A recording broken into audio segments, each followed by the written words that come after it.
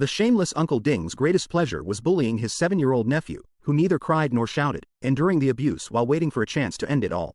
But the uncle knew he was holding back, so he beat him more frequently and harshly, aiming to completely break his spirit. However, the resolute Age refused to submit or yield, even facing cruelty with defiance. At 12, he accidentally overturned a cart, and his uncle, eager to tame him, took out the cane again, making him lie naked on the wooden bench for yet another beating. This time, the beating was so severe that Age unfortunately broke a leg. Seeing the weak child lying in bed, his elderly grandmother comforted him, saying, "Your leg will heal, and your life will eventually see the light." Despite the anger and hatred in his heart, Age still didn't carry out his plan.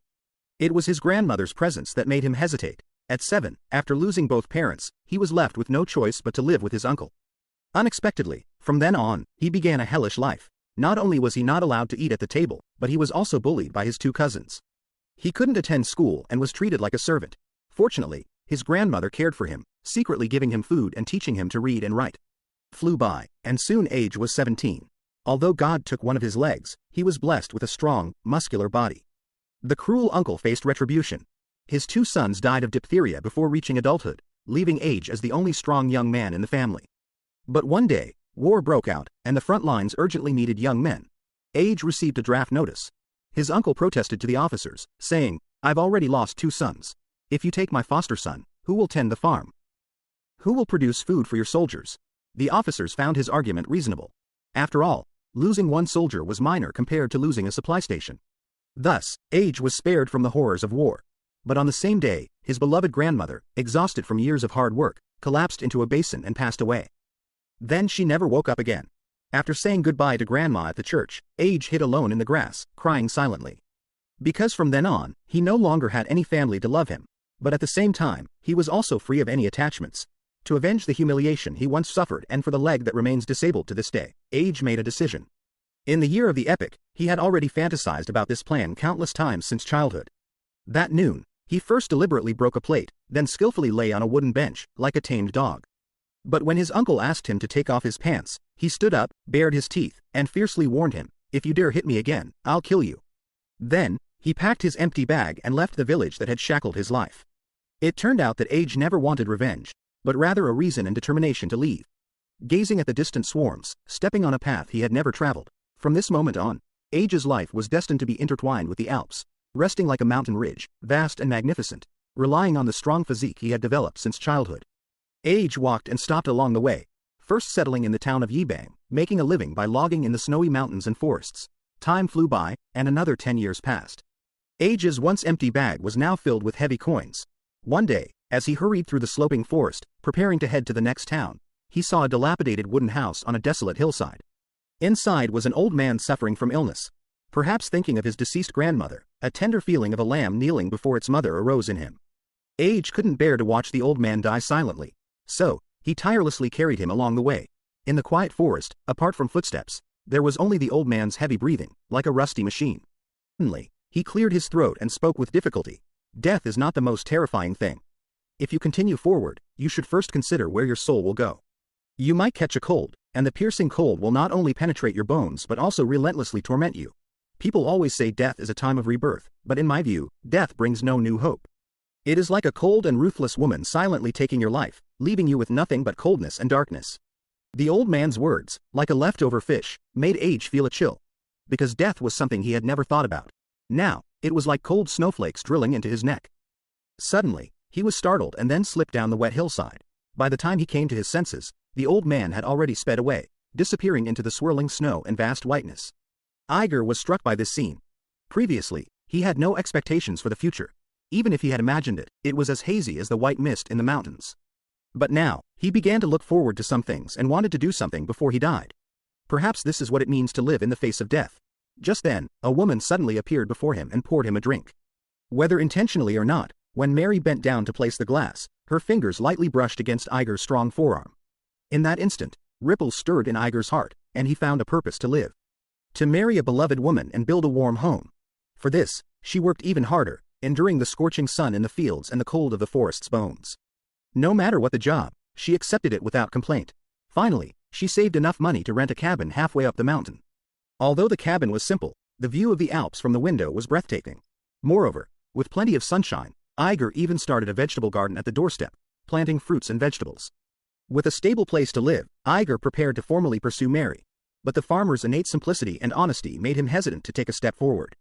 The tavern owner where Mary worked noticed his intentions and warned him that Mary was a workaholic who wouldn't consider marriage and children, advising him to give up on pursuing her.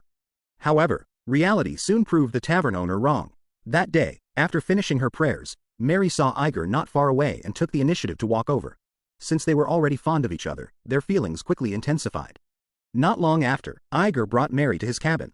Seeing the magnificent view before her, Mary was left speechless. But the nervous Egger became talkative, not only praising the living environment in detail but also showcasing the cabin's decor with enthusiasm.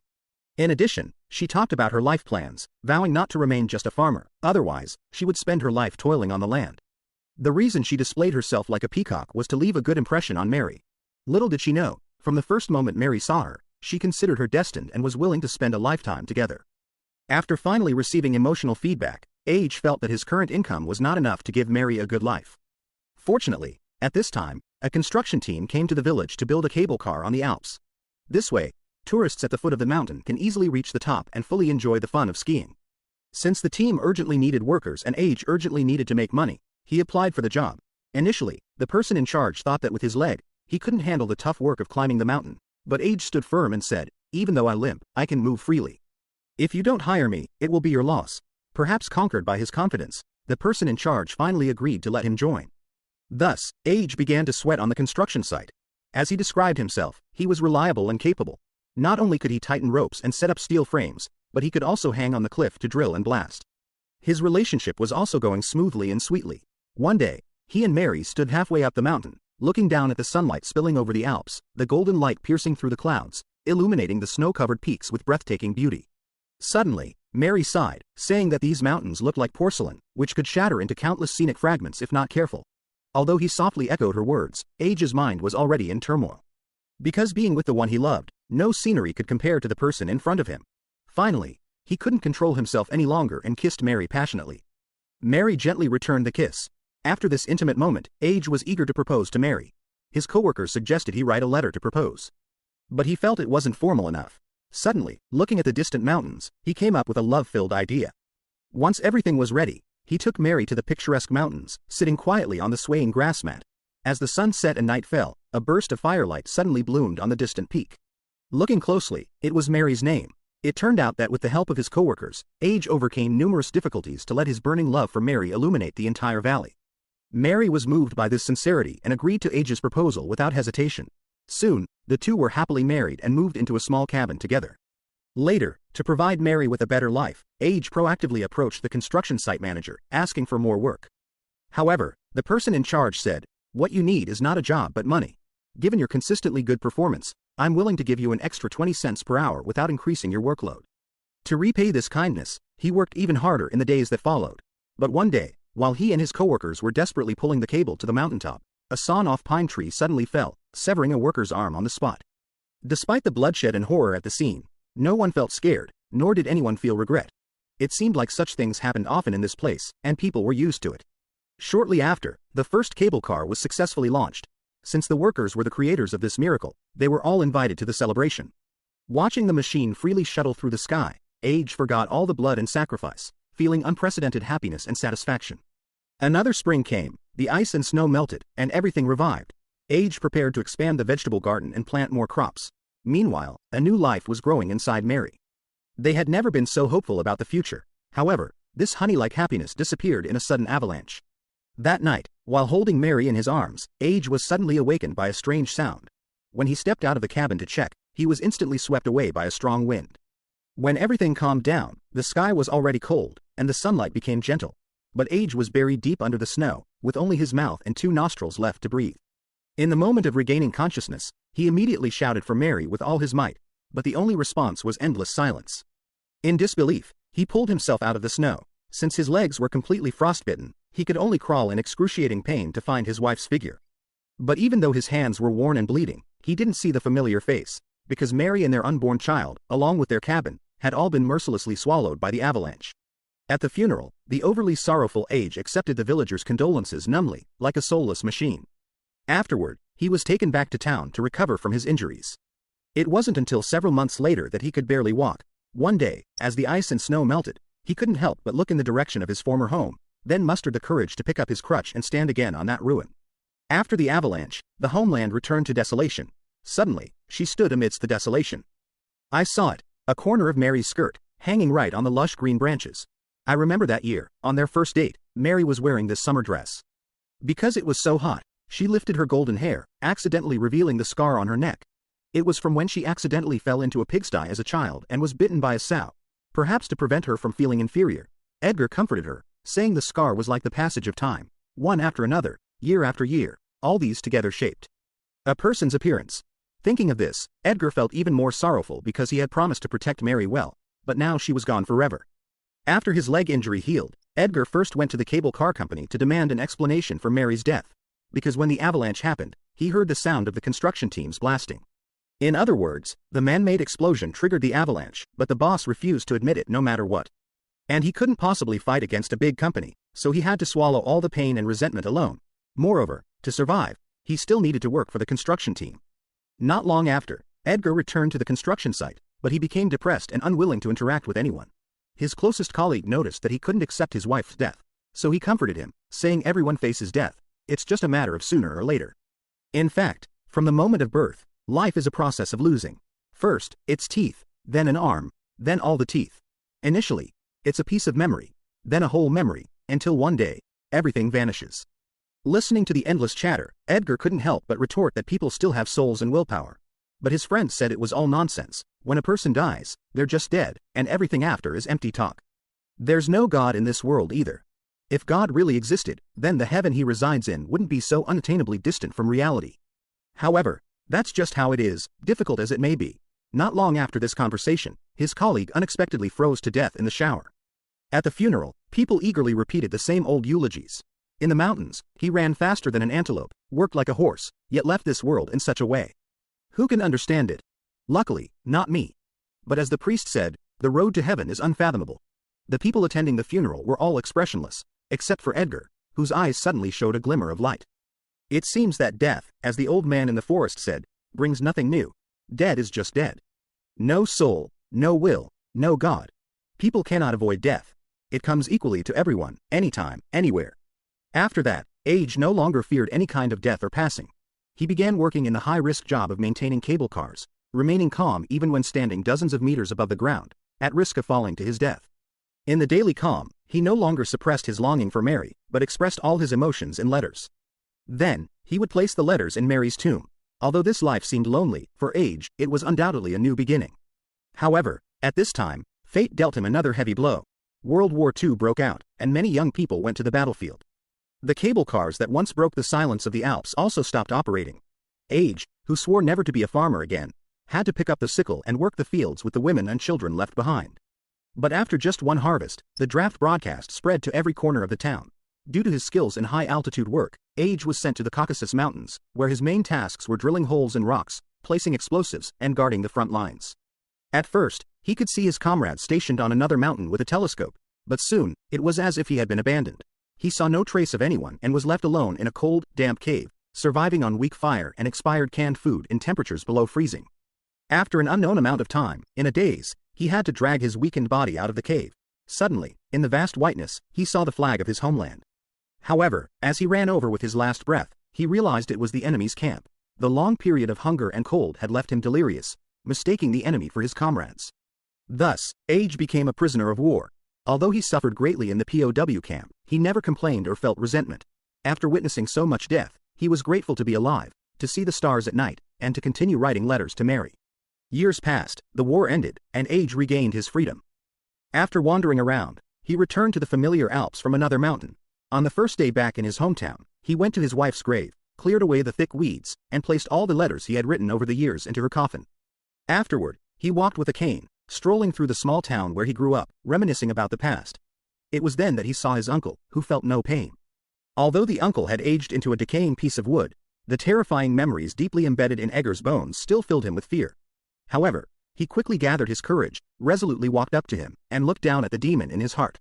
Now, the demon was facing death, and he asked Egger to help end his life quickly, but Egger ignored him and turned away.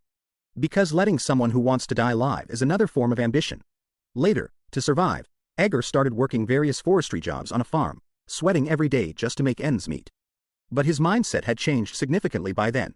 Although he was alone, he felt a sense of self-satisfaction. He accepted his past and began to enjoy solitude, a newfound freedom that changed his perspective on the world. Everything related to obsession gradually faded away. She began to live purely, without being burdened by sadness and pain, without complaints or struggles, going with the flow and doing what she could. Her steps were still unsteady, but they were firm and solid. The scars of the past gradually accumulated into a hard shell. Outside, the wind and rain were harsh, but she remained calm and content. Fate had taken too much from him, and now, he was left with nothing but pure existence. In the blink of an eye, another decade passed, and Egger, now with a full head of gray hair, continued to live without a permanent home, staying wherever he worked. Most of the time, he lived in the stables of his employer. It wasn't until he turned 70, with the help of a tavern owner, that he finally had a decent place to live. It was a two-story old house facing demolition. The upstairs served as a temporary classroom for the town's students, while the downstairs was her temporary bedroom. He thought he would spend his life growing old in solitude and obscurity, but unexpectedly, there he met an elegant and cheerful woman named Old Jade. Perhaps from the first meeting, Old Jade took a liking to Egger, so later, she continued to show her affection towards him. And Egger was moved by her sincerity. The two started dating like young people, taking cable cars together to enjoy the beautiful scenery of the Alps and walking side by side through the mountains, feeling the pleasant spring breeze on their faces. For a moment, age had an illusion, as if the past hardships had never happened, as if he had suddenly returned to 40 years ago when he was full of passion for life. However, an illusion is just an illusion.